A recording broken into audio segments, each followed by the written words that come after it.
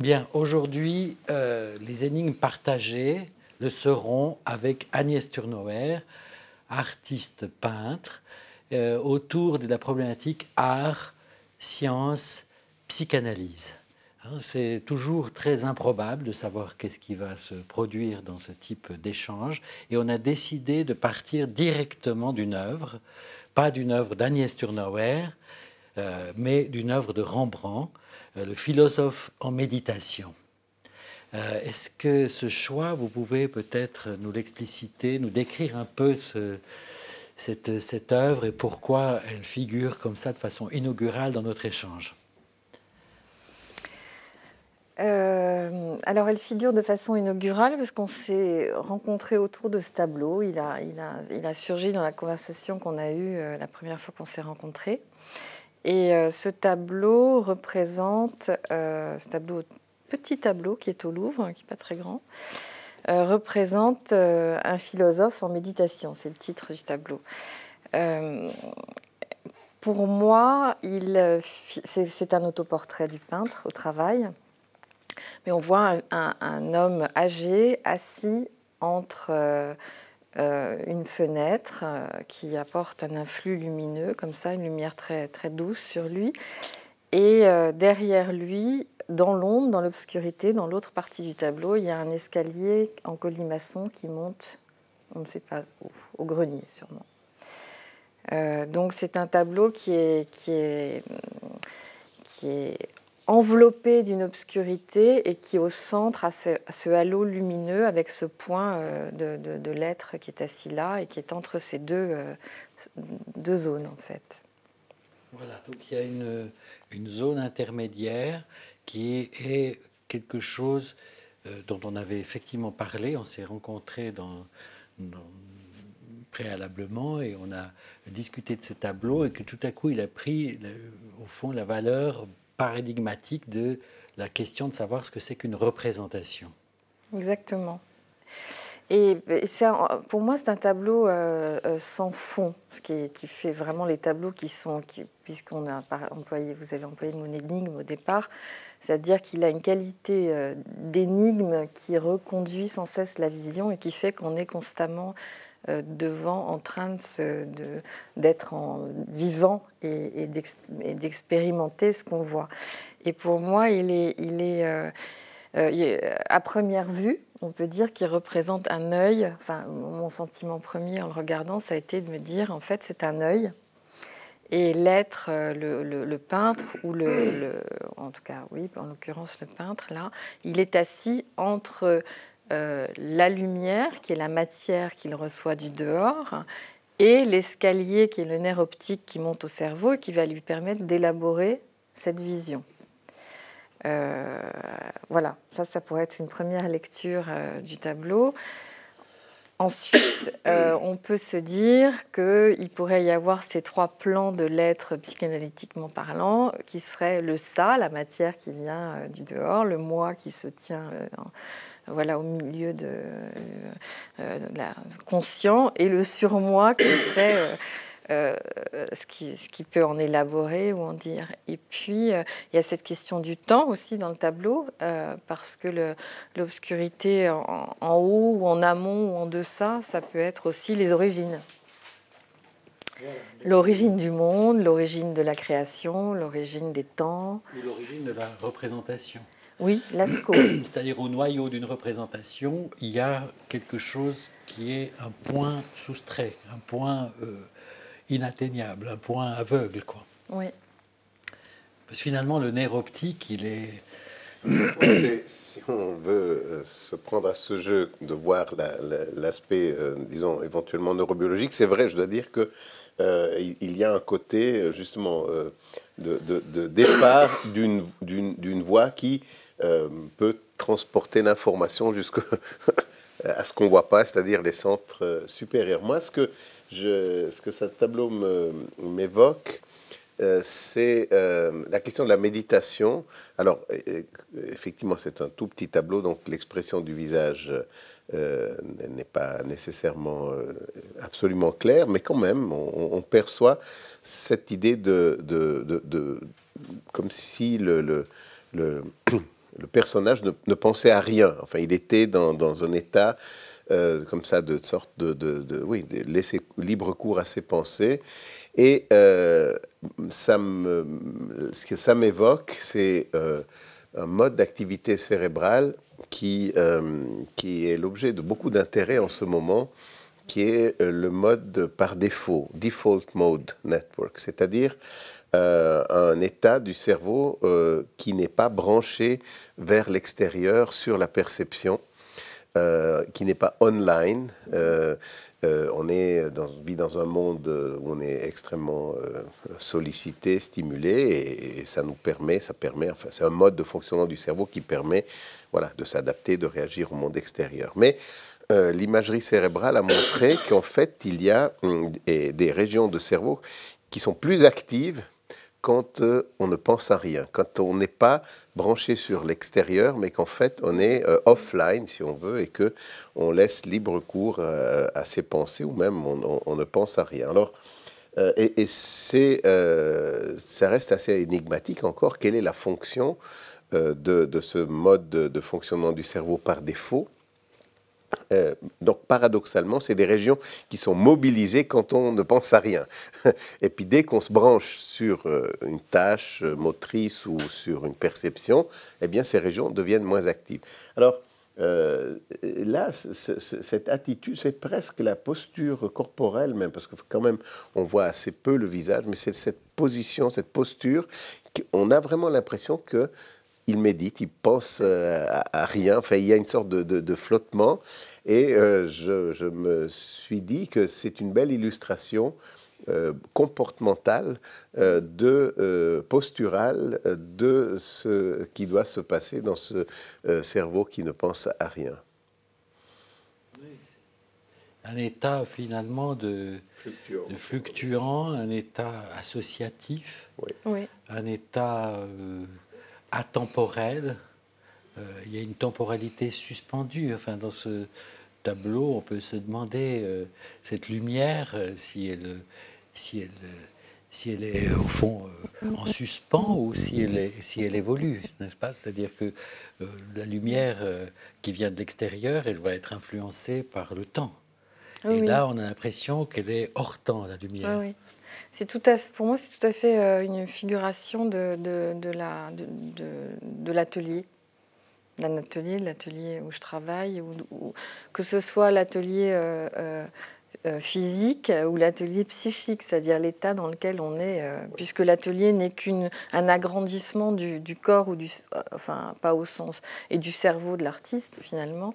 Là, on a une représentation de la spatialité de l'atelier et à la fois de la spatialité psychique quand on travaille en fait. Donc dans cet état. Mais si je peux rebondir alors sur justement votre travail, en fait, ce qui est de la créativité, parce que il y a en fait la coexistence de différents modes, si on revient. C'est-à-dire que vous avez un mode moteur, vous devez construire quelque chose, et donc vous êtes branché sur l'extérieur, vous avez une toile à l'extérieur sur laquelle vous devez inscrire par des activités motrices, je ramène tout ça à la neurophysiologie, mais en même temps, j'imagine que vous devez être dans un état, disons, qui soit, je ne dis pas un vide, mais en même temps qui permette un libre cours d'association et de transmettre quelque chose qui n'est pas nécessairement quelque chose de séquentiel. Je veux dire, si vous recopiez quelque chose, j'imagine que vous êtes branché vers l'extérieur, mais ce n'est pas de la création, vous faites de la reproduction. Donc là, vous seriez... mais si vous devez traduire votre monde intérieur, et qui peut être figuratif, mais qui peut être aussi un sentiment, quelque chose de... il y a là une enfin, l'artiste est une sorte à un moment donné, une sorte de traducteur du monde extérieur et qu'il pose par un acte moteur sur un substrat. Autour d'un vide, parce que Autour ça, d'un je vide. pense Il faut que un moment de vide, je c'est un pense. point très important, parce que là, on a l'impression que c'est un temps de suspension, que la lumière est suspendue, que le temps est suspendu, que lui-même, il l'a intitulé comme ça, le philosophe en Tout à fait. méditation, donc lui-même est en méditation, et en même temps, il y a ce trou noir, il y a cette aspiration, parce que moi, je le vois aussi, vous avez dit une origine, mais je vois aussi l'énigme, enfin, il y a une sorte de spirale qui part dans l'inconnu. Et qu'au fond, dans ce tableau, on se dit il y a une figuration d'un vide au cœur de la représentation. C'est-à-dire que ce vide, il est à la fois peut-être, comme le dit Pierre, dans l'esprit suspendu de default mode du cerveau, mais il est aussi dans la représentation. Oui, et à la limite, il est dans la représentation parce c'est ce pôle, en fait, vers lequel se dirigent toutes je dirais pas projection, l'autre jour j'ai dit transfert, moi je trouve que ça correspond mieux, mais à la fois il est là toujours en potentialité parce qu'une représentation n'est jamais fermée sur elle-même. Ouais, parce que si elle était fermée, il n'y aurait plus, ça veut dire qu'elle ne pourrait plus laisser cours aux différentes entrées pour le spectateur, en fait. Et je crois que c'est ce qui est intéressant. Alors, je voudrais rebondir sur ce que vous avez dit. On a différentes façons de travailler, mais elles peuvent être actives en même temps. Voilà. C'est ça, on ne passe pas forcément de quelque chose de dirigé, recopié, à quelque chose qui surgit comme ça et qui n'est pas maîtrisé. Je crois que ce qui est intéressant, justement, c'est cette respiration et que ce tableau-là représente, parce qu'il y a cette espèce de mouvement circulaire qui fait qu'il est comme le signe du yin et du yang. Tout ça s'engage et se relance. Ce que je trouve intéressant, c'est cette respiration entre la maîtrise et le lâcher-prise. Et c'est aussi ce que dit ce tableau, c'est-à-dire une sorte de maîtrise technique qu'on acquiert en tant qu'artiste avec les outils avec lesquels on travaille et ceux qu'on expérimente. Moi, il m'arrive souvent de prendre des matériaux que je ne connais pas et tout d'un coup de me lancer. Voilà, donc la technique, elle surgit au moment où j'entre en dialogue avec elle. Et puis il y a des moments où, au contraire, on est dans le lâcher-prise et on laisse venir effectivement quelque chose que le tableau nous enseigne. Il y a aussi cette... Oui. Mais c'est un peu ça que je voulais dire. C'est-à-dire qu'il y a la coexistence de deux modes. Oui. Alors, ça peut être une alternance, ça peut être une coexistence, mais dans lequel il y a effectivement quelque chose qui doit être maîtrisé, mais c'est-à-dire pour traduire et inscrire cet acte créateur sur la toile, mais en même temps, vous dites lâcher prise. Moi, je dirais que j'aime bien faire cette analogie avec ce default mode. Vous laissez, vous faites une sorte de vide et quelque chose émerge qui vous surprend. Je pense que vous ne pouvez pas l'anticiper nécessairement. C'est pour ça que c'est un transfert, c'est-à-dire au sens premier freudien, c'est-à-dire un transport. Oui, quelque chose qui est transporté. Parce que là, on voit dans ce tableau un mouvement spiralé, un mouvement circulaire, enfin, peut-être même une espèce de 8 intérieur. Enfin, il y a une topologie tout à fait troublante dans ce tableau. Et on s'est dit, c'est comme deux vides qui s'écrantent. Hein. Le vide représenté, qui est présent là par ce noir, et le vide représenté aussi par la suspension du temps, c'est un tableau sur le temps, et le vide que vous avez peut-être, vous, ou que le peintre a dans la méditation de sa création. C'est des vides qui s'écrantent. Il y a un transport d'un vide à un autre. Un vide créateur. Un vide créateur, oui. Si on pourrait dire. Oui. Parce que là... un vide poétique. Oui, j'essaye de saisir, mais c'est très complexe. Ça veut dire qu'on est entré, sans le vouloir, dans le processus créatif. Voilà. Entre des propos de neurobiologistes sur le default mode, des propos de psychanalystes sur la temporalité, l'inconscient comme discontinuité, l'inconscient comme vide, pas l'inconscient comme source d'inspiration, plein de représentations, l'inconscient tel qu'il a été des fois imaginé comme réservoir imaginaire, mais l'inconscient comme vide, l'inconscient comme liberté, et l'artiste qui a un rapport au vide, à la suspension, à l'absence d'intention, dans le déclenchement, le surgissement d'un acte artistique, moteur, comme le dirait Pierre, enfin, créateur. Oui. Et là, je trouve que c'est un transport d'un vide à l'autre, transfert, qui est, au fond, que vous formulez de manière étonnante. Vous pouvez reprendre, parce que j'aimerais ajouter une chose, parce qu'il me semble que là, on verra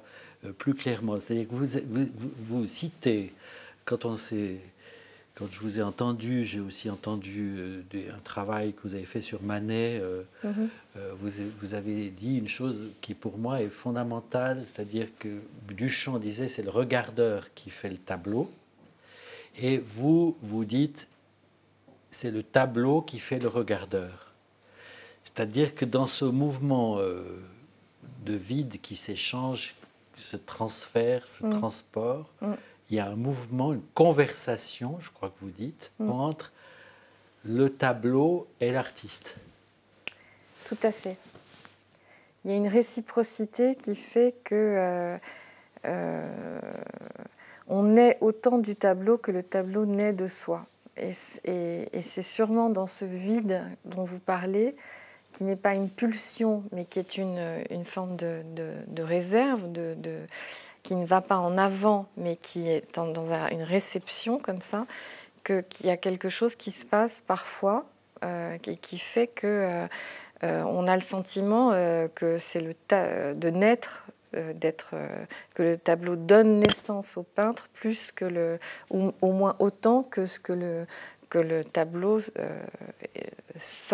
est né du peintre. Mais là, il faut être justement prêt à recevoir, j'imagine. Même comme artiste, évidemment, il faut, disons, pour parler simplement, donner, impulser quelque chose, et puis quelque chose qui vient en retour. Donc, il faut être prêt aussi à recevoir. D'où, de nouveau, cette importance de se lâcher prise, ou de ce vide, ou de cette non-détermination qui permet l'émergence, la construction de quelque chose, d'une création. C'est-à-dire qu'il y a ce premier vide qui se transmet sur le tableau, qui commence et j'imagine que ça vous revient, et c'est un dialogue permanent. Oui. Et je pense que ce n'est pas avec tous les tableaux et pas avec tous les peintres. Et quand j'ai dit que Manet aurait pu dire ça avant Duchamp, c'est parce que je pense que Manet avait cette relation à la peinture, d'une identification à la peinture. C'est-à-dire que le tableau était quelqu'un avec qui on entre en dialogue. Et c'est de cette conversation que naît une image qui existe entre nous, en fait, qui est une espèce d'interface et qui, effectivement, peut parfois donner le sentiment qu'on la voit des deux côtés. C'est-à-dire que moi, j'ai souvent le sentiment qu'une fois que le tableau est fait, je suis dans le tableau et on peut être dans le tableau et regarder vers l'extérieur. Est-ce que tout simplement, enfin là, pardonnez-moi ma simplification, mais est-ce que comme c'est finalement, il y a un transfert, comme une transposition de quelque chose qui est peut-être, on l'a défini comme vide parce que c'est insaisissable, mais du moment qu'elle s'incarne dans du matériel, dans du matériau, dans quelque chose de concret, en fait, ça donne forme à ce vide qui reparle au peintre. C'est une manière de voir dans soi-même le tableau. C'est une fenêtre sur soi-même. En même temps que soi-même, on a une fenêtre sur le tableau. Exactement. Et on ne sait pas où se trouve cette cupule de liaison entre ces deux éléments. Vous savez, pour moi, c'est très complexe, cette discussion, parce qu'on a l'impression qu'on est en train de dire quelque chose que vous nous introduisez et qu'on ne saisit pas très bien. Alors des fois, quand on ne saisit pas très bien, on a besoin de se raccrocher à quelque chose qu'on sait. Et pour moi, ça me fait penser à cette difficulté de saisir ce que Freud appelait le représentant de la représentation, Vorstellungsrepräsentanz, c'est-à-dire deux statuts de la représentation, qu'on a de la peine à exprimer en français, puisqu'en allemand c'est clair, il y a Vorstellung et puis Repräsentanz, enfin il y a deux mots différents. Et puis en français, les gens se sont beaucoup disputés sur la façon de traduire représentant de la représentation, ces deux statuts. Et au fond, il y a dans la production d'un tableau, il y a une conversation. Vous utilisez ce mot conversation? Complètement. Conversation ininterrompue, qui est une fabrication des deux côtés. Complètement, absolument. Et qui est aussi un rapport au temps qu'on voit dans le tableau de Rembrandt. Oui, il y a une mutualisation, il y a un transfert, je dirais même que le tableau projette autant sur le peintre que le peintre, enfin, transfère autant sur le peintre que le peintre transfère sur le tableau. C'est vraiment une rencontre.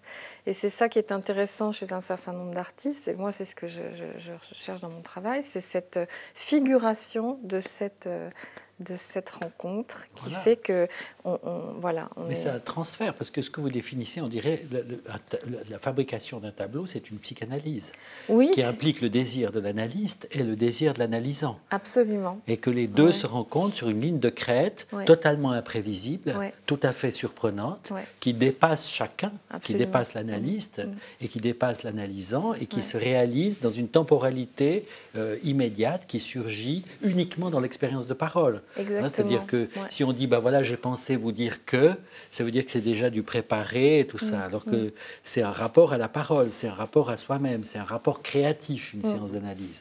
Et au fond, il y a le même mouvement de conversation, finalement, au sens noble, où quelque chose se transporte. Oui, c'est une vraie conversation avec soi-même au travers du tableau. Parce que finalement, ce que vous projetez, que vous n'arrivez pas à saisir, enfin, qu'on n'arrivait pas, disons, peut-être qu'on cherche même, enfin, qui est là, quelque part, chez l'artiste, qui se transpose sur le tableau.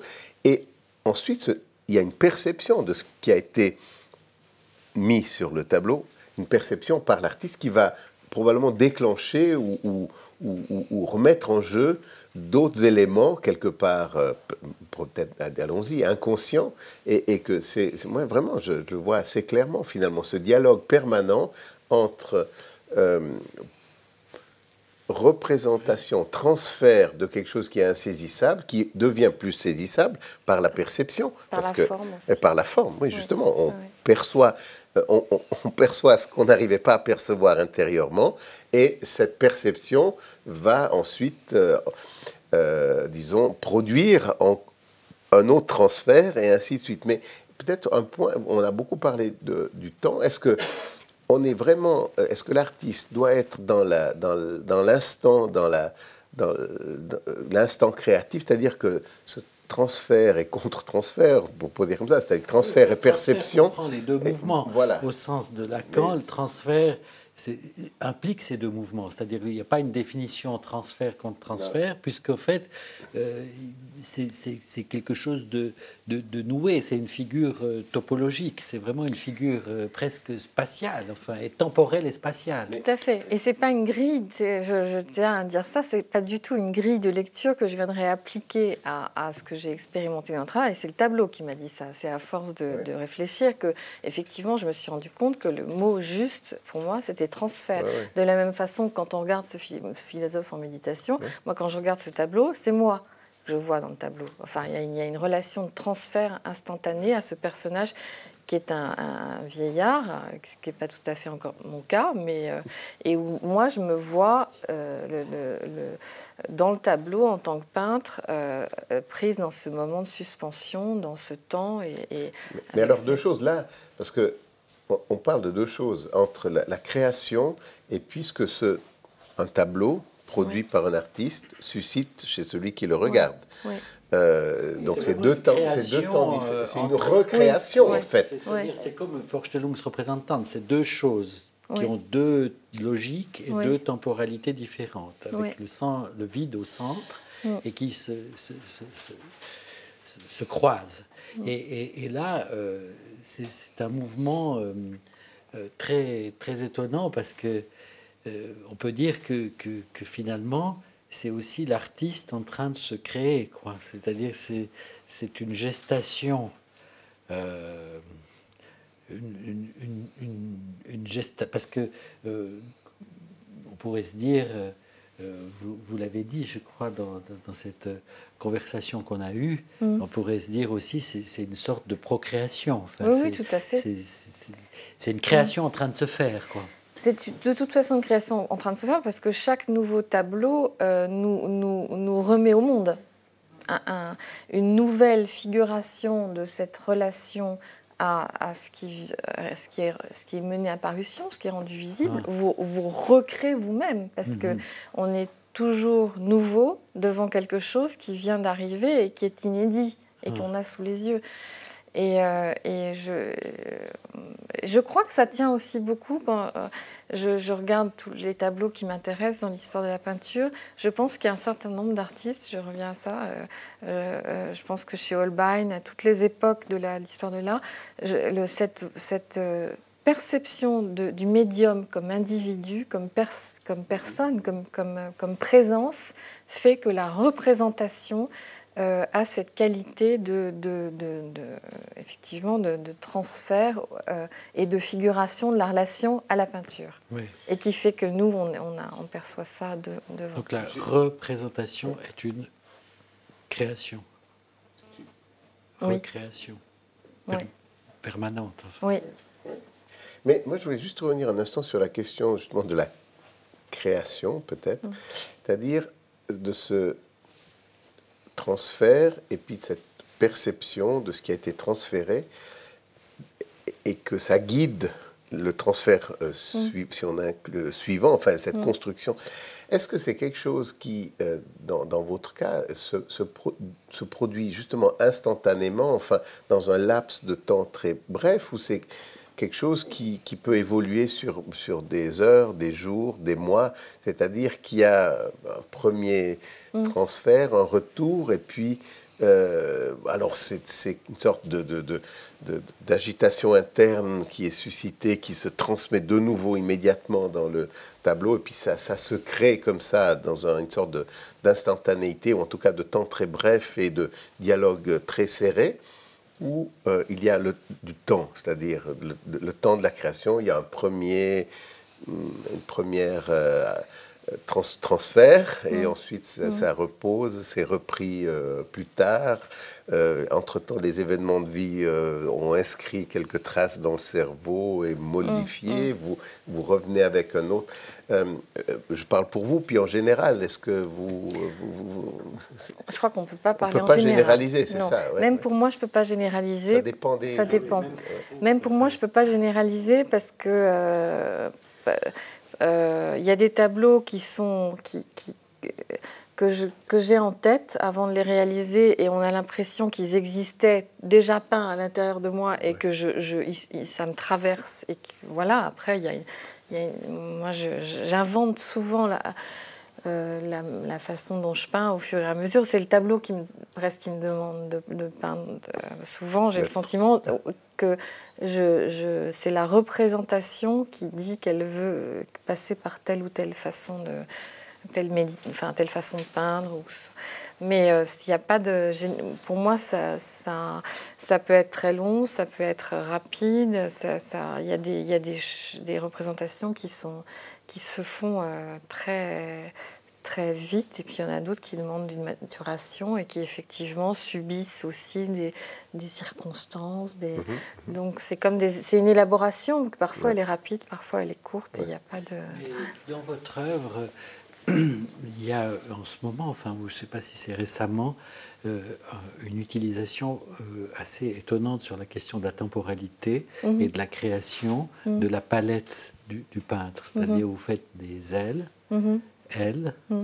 et que, expliquez, enfin, dites-le en mots, enfin, que, au fond, dans la représentation, il y a une sorte de moment temporel accumulé,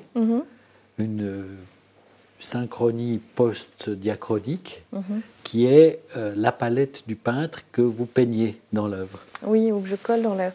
Mais en fait, c'est très proche du tableau. C'est une figuration de la peinture et du temps, c'est-à-dire que ce processus qui est infini, qui est une conversation infinie. Donc, quand par exemple je peins une aile, je représente un mouvement, parce qu'une aile, c'est un moteur, c'est un mouvement. En même temps, c'est une palette, il y a un certain nombre de couleurs assorties dessus.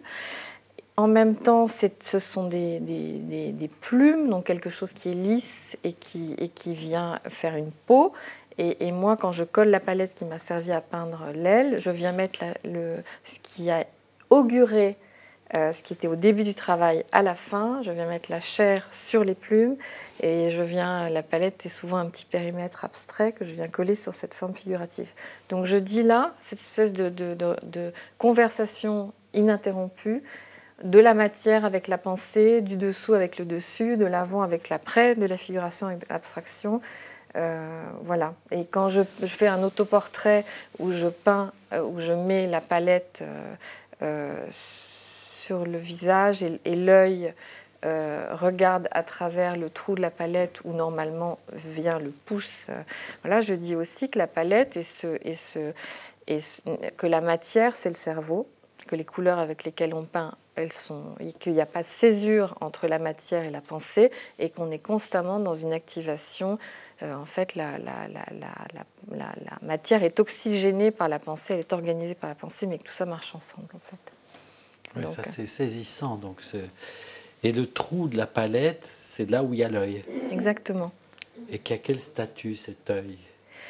Cet œil, il est peut-être ce qui va penser et organiser les couleurs. Et puis cet œil, en fait, l'œil, il est notre intermédiaire. Il est l'œil qui regarde le tableau une fois fini. Il est l'œil du peintre qui est en train de travailler. Il est cette espèce de mutualisation entre le tableau et le regardeur, c'est l'œil. Ça passe par l'œil. Mais l'œil ne veut pas dire, comme nous le dit Rembrandt, un organe technique. L'œil, il veut dire cette espèce de capacité à recevoir des influx lumineux et à les transformer chacun avec notre perception, notre réception dans une vision. Parce que, juste pour remettre un petit côté neurophysiologique, finalement, le système visuel, ce n'est pas un appareil photographique de la réalité externe. Le système visuel, il a déjà une interprétation de la réalité. Alors, ce qui s'inscrit peut-être au niveau de la rétine, dans les tout premières étapes, est peut-être plus proche de la réalité, mais il faut savoir qu'il y a une perte énorme d'informations entre l'information présente dans le monde extérieur et ce qui arrive au cortex visuel, au centre supérieur. Et donc, notre cerveau remplit ce vide, cette perte, et il le remplit. Donc notre cerveau, enfin notre système visuel n'est pas un système de perception seulement, c'est un système d'interprétation déjà, et qui est évidemment introduit de la subjectivité même dans quelque chose qui pourrait sembler tout à fait objectif, au sens même carrément de l'objectif d'un appareil photo. Notre système visuel n'est pas un appareil photographique. Et je pense que ça devient d'autant plus important quand ça déclenche un processus, enfin, ou en tout cas c'est mis en jeu dans un processus créatif. Là, perception, interprétation et création se tournent en boucle, quoi, en permanence. Ce que tu décris, c'est que le cerveau en lui-même est déjà un peintre.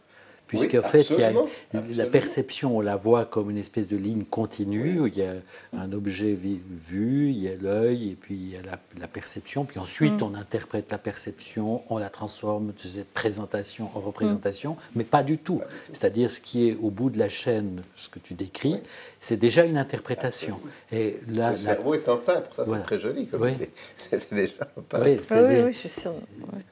Tout à fait. Finalement, il y a la présentation est très absente dans la perception.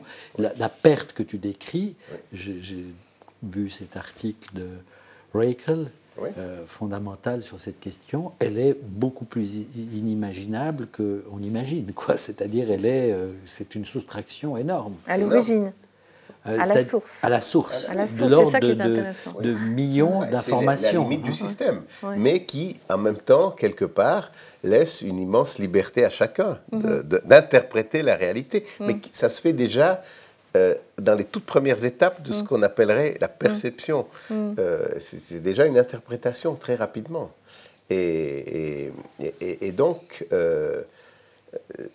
si on reprend la question d'un tableau qui déjà est le transfert de quelque chose qui est à l'intérieur d'un créateur, ensuite, celui qui le regarde, maintenant je quitte l'artiste et je passe à celui qui regarde le tableau, il y a une interprétation du processus créatif qui a été transféré sur ce nouveau médium qui est c'est toute une série d'interprétations. Ouais. Parce qu'on peut dire, le cerveau interprète, déjà en lui-même. Il est incapable de percevoir, il interprète. On pourrait dire, avec la psychanalyse, comme l'a formulé Jacques-Alain Miller, l'inconscient interprète. Vous voulez imposer, si on veut, l'interprétation de l'analyste à la réponse de l'inconscient qui interprète ce qui s'est dit. Donc l'inconscient interprète, et finalement le tableau interprète en lui-même. Tout à fait, oui. C'est une mise en série d'interprétations. Évidemment, alors, le regardeur, c'est le terme qu'on peut utiliser, le regardeur, évidemment, interprète aussi, mais ça, c'est assez... mais c'est pour ça que votre formulation, vous pouvez la reprendre, le commentaire, parce que c'est votre formulation que c'est aussi le tableau qui fait le regardeur, c'est-à-dire de la même manière qu'on pourrait dire l'inconscient interprète le sujet, de même manière on pourrait dire le tableau interprète complètement le sujet. Tout à fait. C'est Duchamp qui disait c'est le regardeur qui fait le tableau. Duchamp disait c'est le regardeur qui fait le tableau, mais effectivement quand on a parlé de Manet et cette question de la figuration de la peinture comme un être qui vous regarde, autant que vous le regardez, peuvent donner à penser ou à formuler cette phrase qui est c'est le tableau qui fait le regardeur. Parce que c'est aussi devant cette figuration, cette configuration, que vous êtes amené à vous voir des choses que vous ne voyiez pas auparavant, ou à voir, ou à interpréter, ou à... la Madone del Parto de Piero della Francesca dit ça, cette figuration du tableau comme matrice, comme regard face auquel on se place et qui nous rend... c'est la question du voyant, du visible, de qu'est-ce qui met en œuvre le regard. Et cette naissance continuelle, il y a la conversation ininterrompue du peintre en train de peindre, et ensuite il y a la vision ininterrompue. Mais alors là, peut-être de nouveau, parfois j'ai tendance à simplifier, mais et c'est toujours dangereux. Est-ce que vous pensez que entre, si on prend l'extrême des modes de peinture, quelque chose qui serait du côté de l'hyperréalisme, à quelque chose qui serait de l'abstraction pure, je sais pas, du Pollock par exemple, est-ce que ce dialogue est le même ou il est différent? C'est-à-dire, est-ce qu'on peut dire qu'un tableau hyper réaliste, qui est pratiquement comme une photo, va, comme vous disiez, donc c'est le tableau qui fait le regardeur. Est-ce que un tableau hyper réaliste c'est le même processus, peut-être ça va déclencher, mais est-ce que c'est des processus semblables entre un tableau hyper réaliste qui ferait un regardeur ou un Jackson Pollock qui ferait un regardeur? Alors là, j'ai le sentiment qu'il faudrait que j'émette un diagnostic clinique sur les tableaux. Ça m'est difficile. Par contre, ce que je peux dire, juste comme ça, ce que ça m'évoque, ce que vous dites, c'est que non, je pense pas. Je pense qu'il faut une traversée psychique de la matière, qu'elle soit très réaliste ou qu'elle soit très abstraite, c'est-à-dire que c'est toujours cette question du transfert. Mais je pense que de ce qui est figuré pour que celui qui est face à ça éprouve quelque chose. Donc, ça peut être abstrait. Je pense que face à un tableau de Pollock, on est face à nos propres déambulations mentales. On est face à cette espèce de circulation ininterrompue de la pensée dans un espace et qui trace, en fait. Oui. Comme un petit enfant, quand il travaille, quand il est dans cette espèce... Et comme nous, en tant qu'adultes, notre créativité, la pensée, sa créativité, c'est de se balader, en fait. Donc, ce qu'on peut recevoir d'une abstraction de Pollock, qui n'est finalement jamais totalement abstraite, pour moi, rien n'est abstrait. C'est cette déambulation mentale et qui peut interpeller. Ou un tableau figuratif. Mais je pense qu'il faut cette traduction. C'est-à-dire qu'il y a quand même quand je parle de la palette et de la matière, c'est quand même un filtre que l'artiste va organiser et c'est ça qui nous donne accès à la teneur de son travail. Ça passe vraiment par la matière. Mais c'est pour ça qu'il n'y a pour moi absolument aucune césure entre quelque chose qui est conceptuel et quelque chose qui est... Enfin, la pensée, le cerveau et la matière.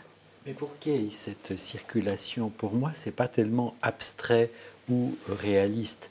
C'est le statut du vide au cœur de la représentation. Je crois que c'est là qu'il y a quelque chose qui se produit. C'est pour ça que moi, j'ai connu votre œuvre la première fois à travers cet autoportrait sur la fente de la Madonna del Parto. Et qu'il m'a semblé que cette question de la fente, pour prendre Lucio Fontana, qui peut-être pour moi j'associe, puisque le regardeur fait le tableau fait le regardeur, moi je peux aussi faire mon interprétation, c'est-à-dire il taglio, le coup de scalpel de cutter dans la toile, crée un vide à travers lequel passe l'infini. Lui, je crois qu'il disait l'infini passe à travers l'entaille.